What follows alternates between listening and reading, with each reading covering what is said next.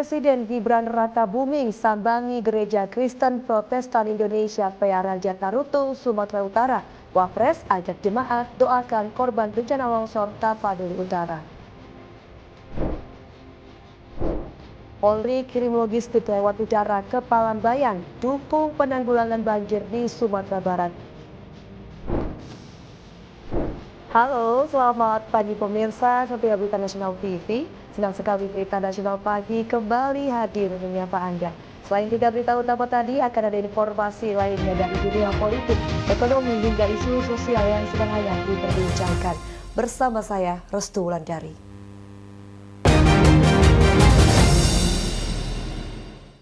Ya, langsung saja kita ke berita pertama pemirsa. Usai meninjau langsung wilayah terdampak bencana tanah longsor di Desa Sibalanga, Kecamatan Adian Koting, Wakil Presiden Gibran Rakabuming melanjutkan agenda kunjungan kerjanya dengan menyambangi Gereja Kristen Protestan Indonesia atau GKPI PA Raja Tarutung, Kecamatan Tarutung, Kabupaten Tapanuli Utara, Provinsi Sumatera Utara.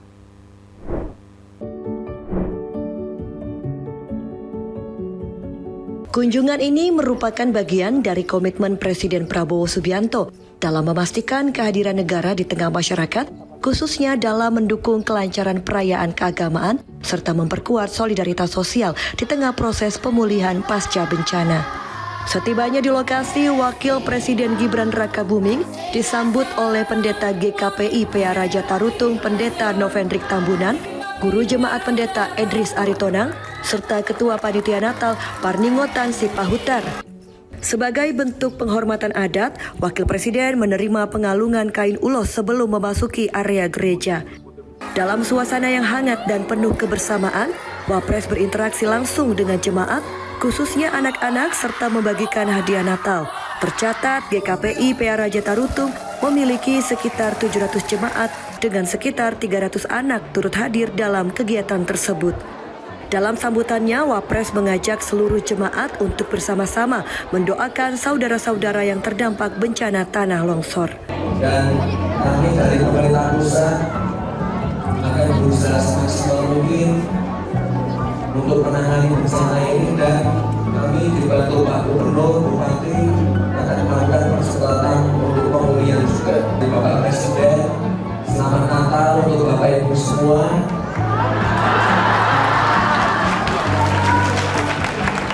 Semoga Natal tahun ini membawa berkah untuk Bapak Ibu semua, dan semoga damai Natal menyertai kita semua. Lebih lanjut, Wapres menegaskan komitmen pemerintah pusat untuk terus mengupayakan percepatan penanganan dan pemulihan pasca bencana dengan dukungan pemerintah daerah. Dari Tapanuli Utara, Sumatera Utara, Tim Liputan Berita Nasional TV. Ya, usai menuntaskan rangkaian kunjungan kerja di Pulau Sumatera, Wakil Presiden Gibran Rakabuming melanjutkan agenda kunjungan kerjanya ke Kota Bitung, Provinsi Sulawesi Utara. Kunjungan ini bertujuan untuk memastikan perayaan Natal di daerah berlangsung aman, damai, dan penuh sukacita. Mengawali kunjungannya di Kota Bitung, Wakil Presiden Gibran Rakabuming menghadiri perayaan Natal yang digelar di Aula Pasca Kelurahan Paceda, Kecamatan Madidir. Perayaan Natal yang mengusung tema Allah Hadir untuk menyelamatkan keluarga ini diikuti oleh sekitar 2.000 jemaat, termasuk ratusan anak-anak yang turut memeriahkan pelaksanaan ibadah ini. Setibanya di lokasi, Wapres disambut oleh Wali Kota Bitung Hengki Honandar, serta Ketua Panitia Ibadah Perayaan Natal Persekutuan Doa Miracle, Pendeta David Hersen. Wapres kemudian menyapa jemaat dan anak-anak serta membagikan hadiah Natal sebagai wujud perhatian pemerintah kepada masyarakat. Dalam sambutannya, Wapres mengapresiasi semangat jemaat yang hadir dalam perayaan Natal tersebut. Wapres juga menyampaikan salam hangat dari Presiden Prabowo kepada seluruh jemaat yang hadir. Lebih lanjut, Wapres mengapresiasi peran pemerintah daerah dalam menjaga kerukunan dan toleransi antar umat beragama di Kota Bitung. Ia juga menyoroti kekhasan perayaan Natal di Sulawesi Utara yang selalu semarak dan penuh kebersamaan. Dari Bitung, Sulawesi Utara, Tim Liputan Berita Nasional TV.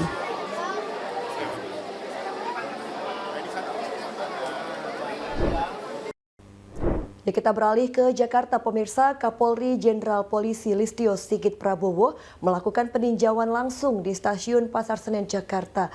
Kunjungan ini dilakukan untuk memastikan kesiapan pengamanan, kelancaran pelayanan, serta keselamatan masyarakat dalam menghadapi arus mudik dan balik Natal 2025 dan Tahun Baru 2026. Kapolri tiba di Stasiun Pasar Senen, Jakarta Pusat disambut jajaran Forkopimda DKI Jakarta, pimpinan Polri, serta manajemen PT Kereta Api Indonesia. Turut hadir Menteri Perhubungan RI Dudi Purwagandi beserta pejabat Kementerian Perhubungan. Dalam peninjauan tersebut, Kapolri meninjau ruang tunggu penumpang dan gerbong kereta api, sekaligus menyapa masyarakat yang akan melakukan perjalanan. Kapolri juga membagikan goodie bag kepada penumpang sebagai bentuk perhatian dan dukungan kepada masyarakat pengguna jasa transportasi kereta api pada masa libur Nataru. Kapolri menilai fasilitas pelayanan publik di stasiun telah disiapkan dengan baik untuk mendukung kenyamanan penumpang.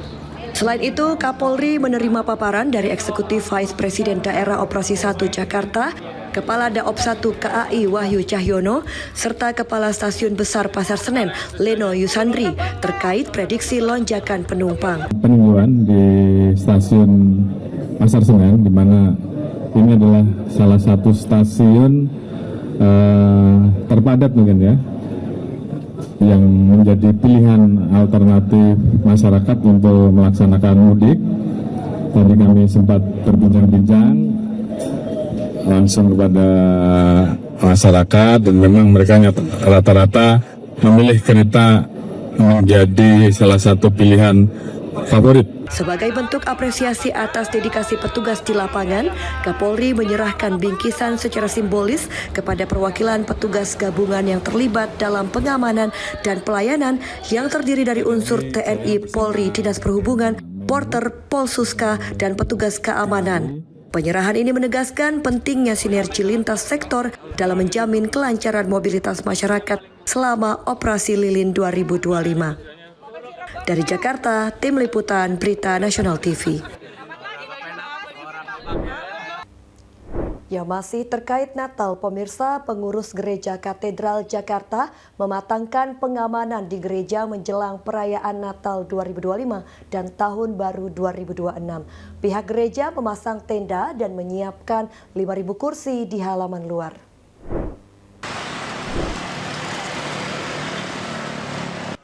Pengurus Gereja Katedral Jakarta Pusat mematangkan pengamanan dan persiapan menghadapi perayaan Natal 2025 dan Tahun Baru 2026. Untuk persiapan perayaan Natal 2025, pihak gereja memasang sejumlah tenda lengkap dengan dekorasi, serta 5.000 kursi yang disiapkan menampung para jemaah saat menjalani malam misa Natal. Ibadah misa Natal akan digelar di Gereja Katedral selama 2 hari, yaitu 24 dan 25 Desember 2025. Pada misa Natal digelar Rabu 24 Desember dilaksanakan 2 kali, sore dan malam hari. Sedangkan pada hari Kamis 25 Desember digelar 4 kali, pada pagi, siang, dan petang pukul 4 dan 6. Sedangkan untuk pengamanan gereja katedral, personil kepolisian dan kendaraan taktis disiagakan memperkerat pengamanan. Muhammad Iswanto, Berita Nasional TV. Di tengah kemeriahan perayaan Natal 2025, Jamaat Gereja Katolik Hati Kudus Yesus di Kota Metro Lampung membuat pohon Natal unik untuk merayakan kelahiran Sang Juru Selamat. Bukan pohon Natal dari cemara atau ornamen mahal, namun limbah sehari-hari disulap menjadi pohon Natal sebagai simbol harapan dan kepedulian terhadap lingkungan.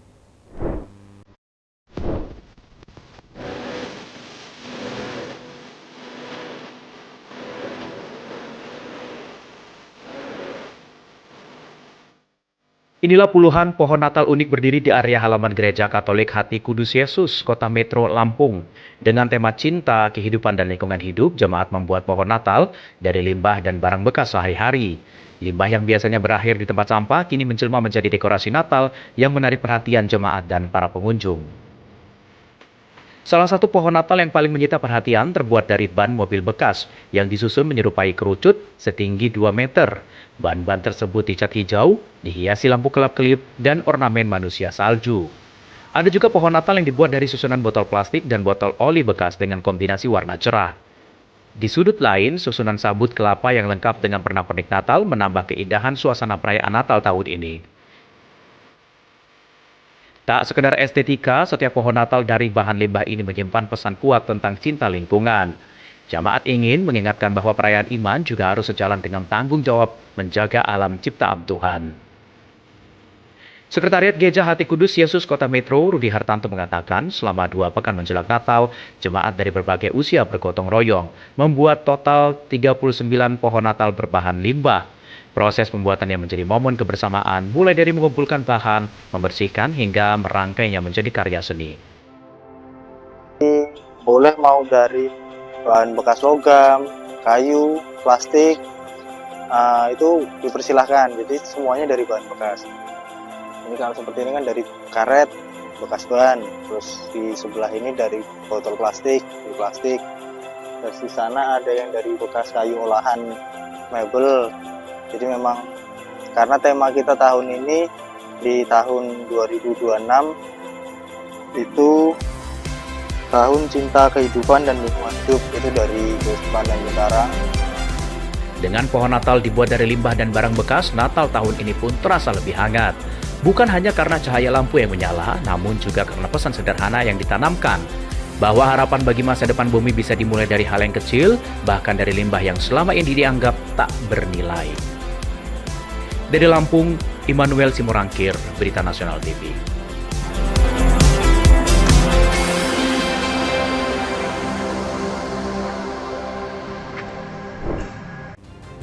Pemirsa, kami akan kembali dengan informasi menarik lainnya. Tetaplah bersama kami di Berita Nasional Pagi.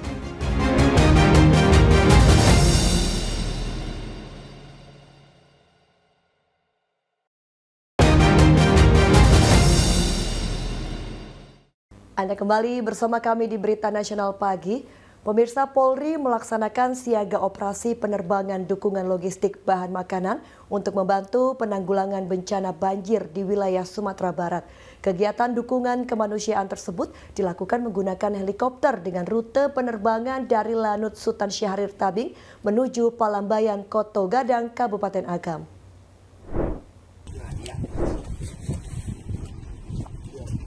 Penerbangan dipimpin oleh AKBP Eri Kurniawan bersama kru dengan membawa logistik bahan makanan seberat sekitar 400 kg. Bantuan tersebut disalurkan untuk mendukung kebutuhan di posko bencana Palambayan, Kabupaten Agam. Adapun logistik yang dikirimkan meliputi beras, mie instan, biskuit, dan minyak goreng. Selain pendistribusian logistik, misi penerbangan ini juga dimanfaatkan untuk melakukan pantauan udara terhadap sejumlah wilayah terdampak banjir dan longsor di beberapa titik di Sumatera Barat. Pantauan tersebut menjadi bagian dari upaya pemetaan awal kondisi lapangan guna mendukung langkah penanganan bencana secara terpadu. Hasil kegiatan menunjukkan bahwa distribusi logistik melalui jalur udara berjalan dengan tertib dan lancar.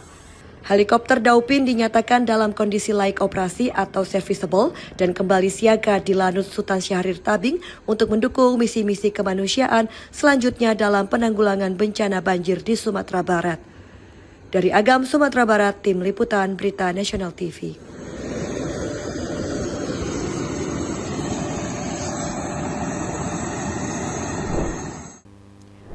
Pilot dan kru helikopter AW169 menyalurkan bantuan kemanusiaan berupa 145 mushaf Al-Quran kepada masyarakat yang terdampak banjir di Aceh Tamiang. Kegiatan berlangsung di lapangan Bima Patra, Kabupaten Aceh Tamiang.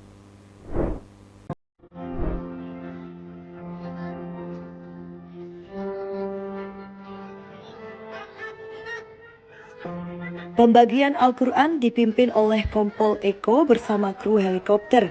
Bantuan tersebut merupakan amanah dari seorang anggota Polda Sumatera Utara yang memilih tidak disebutkan identitasnya.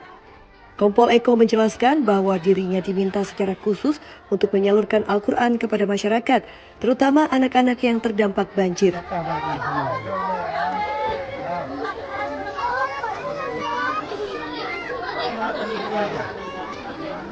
Permintaan itu didasari informasi dari personel Polri di lokasi bencana yang melihat langsung banyak masjid dan musola kehilangan Al-Quran akibat terendam banjir. Gimana kesan-pesannya, Pak? Selain itu, sejumlah anak yang tinggal di tenda pengungsian juga membutuhkan Al-Quran agar dapat kembali mengaji. Ia mengaku terharu karena kali ini dapat berinteraksi langsung dengan warga penerima bantuan. Kegiatan tersebut menjadi bagian dari upaya kemanusiaan Polri dalam mendukung pemulihan sosial dan spiritual masyarakat Aceh Tamiang pasca bencana banjir.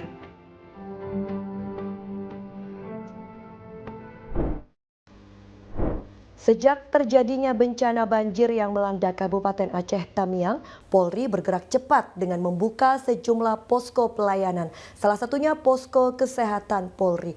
Posko ini difokuskan untuk memberikan pelayanan kesehatan bagi masyarakat terdampak banjir serta anggota Polri yang tengah bertugas dalam penanganan bencana di wilayah tersebut.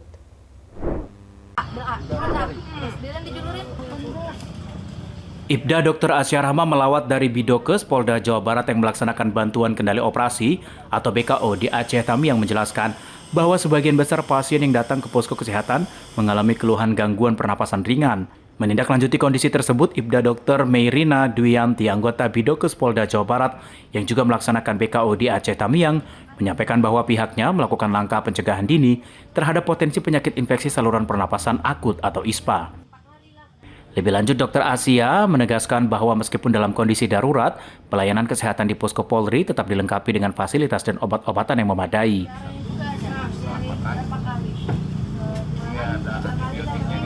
Melalui kehadiran posko kesehatan Polri, diharapkan pelayanan medis bagi masyarakat terdampak banjir di Aceh Tamiang dapat terus terpenuhi, sekaligus mendukung kelancaran tugas personil Polri di lapangan. Dari Aceh Tamiang, Tim Liputan Berita Nasional TV. Ya, masih terkait bencana Sumatera, pemirsa, para pengungsi korban banjir bandang di Kecamatan Batang Toru, Kabupaten Tapanuli Selatan, Sumatera Utara, antusias mengikuti pangkas rambut gratis yang digelar para relawan. Mereka antri menunggu giliran dan mencukur rambut dengan model sesuai keinginan. Satu persatu rambut pengungsi korban banjir bandang di posko pengungsian Puskesmas Batang Toru, Kabupaten Tapanuli Selatan, Sumatera Utara, dipangkas relawan yang berprofesi sebagai tukang cukur berpengalaman pada Jumat 19 Desember 2025. Di sini para pengungsi bebas meminta model rambut yang diinginkan kepada para relawan.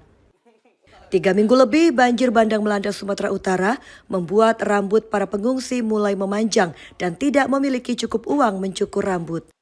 Koordinator pangkas rambut gratis Dendi Prahyudi mengatakan tujuan kegiatan ini untuk mengurangi beban para pengungsi agar mereka tetap rapi dan bersih. Dendi mengaku tidak memiliki target berapa jumlah pengungsi yang menerima jasanya. Bagi seluruh pengungsi dan juga relawan yang aktif baik di posko, dapur umum maupun yang di lapangan, dan terutama untuk para pengungsi yang ada di puskesmas ini kita gratiskan 100%. Para pengungsi mengaku senang menerima layanan tanpa dipungut biaya.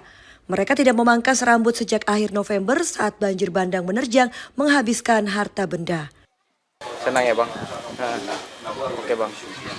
Dari kapan Abang nggak cukur, Bang? Hah? Dari kapan Abang nggak cukur rambut? Semenjak kejadian itu, Bang? Iya, dari situ lah, Bang. Abang warga mana, Bang?